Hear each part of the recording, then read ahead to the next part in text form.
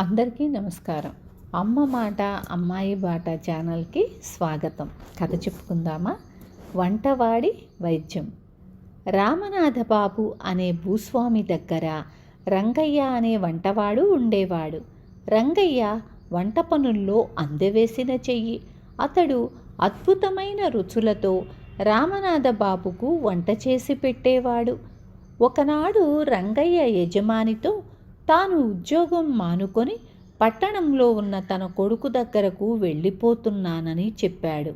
ఆ తరువాత వారం తిరగకుండానే సుబ్బశాస్త్రి అనే అతను రామనాథబాబు దగ్గరకు వచ్చి, అయ్యా, తమకు వంటవాడి అవసరం ఉన్నట్లు తెలిసింది. నాకు వంట చేయడంతో పాటు వైద్యం కూడా తెలుసును అన్నాడు. వైద్యం తెలిసిన వంటవాడు దొరకటం అదృష్టం అనుకుంటూ రామనాథబాబు, సరే, రేపే వచ్చి పనిలో చేరు అన్నాడు. సుబ్బశాస్త్రి వంటవాడుగా పని ప్రారంభించాడు. అతడి వంట రుచిగానే ఉన్నట్లు రామనాథబాబుకు తోచింది. కానీ 2 రోజులు గడిచేసరికి ఆయనకు అజీర్తి రోగం పట్టుకుంది. వంటవాణ్ణి పిలిచి సంగతి చెప్పాడు. సుబ్బశాస్త్రి 3 మందు పొట్లాలు యజమాని చేతిలో పెట్టి భోజనానంతరం ఒక్కొక్క పొట్లం మందు వాడమని చెప్పి, అయ్యా, నేను తమ వద్ద వంటవాడుగా మాత్రమే కుదిరాను.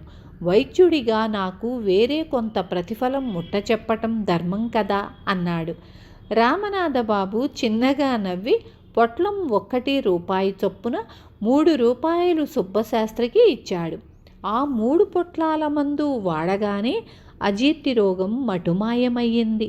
ఇది జరిగిన వారం రోజుల తరువాత రామనాథబాబుకు విపరీతమైన తలనొప్పితో పాటు ఒళ్ళు తిరగటం ప్రారంభమయ్యింది.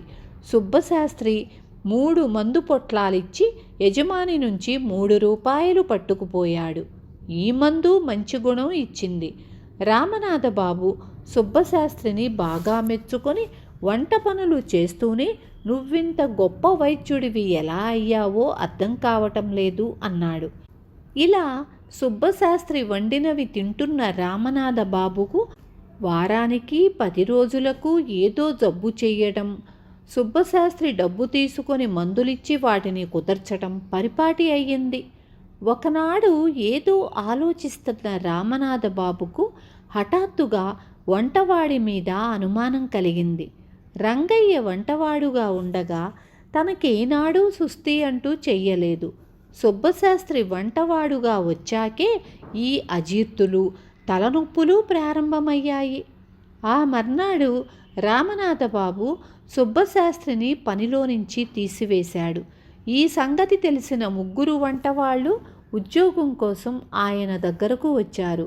రామనాథబాబు ఆ 3 వంట చేయడంతో పాటు, మీకేమైనా వైద్యం కూడా తెలుసునా అని అడిగాడు. వాళ్లల్లో 2 మాత్రం తమకు కొద్దిపాటి వైద్యం చేతనవునన్నారు. 3వవాడు తనకు వైద్యం తెలియదన్నాడు.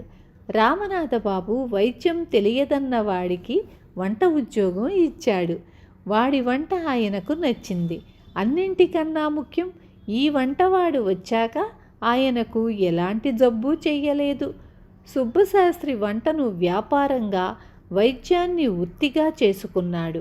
ఈ అనుమానం నాకు మొదట్లోనే రావలసింది అనుకున్నాడు రామనాథబాబు. విన్నారు కదా? రేపు మళ్ళీ ఇంకొక మంచి కథతో మీ ముందుకొస్తాను.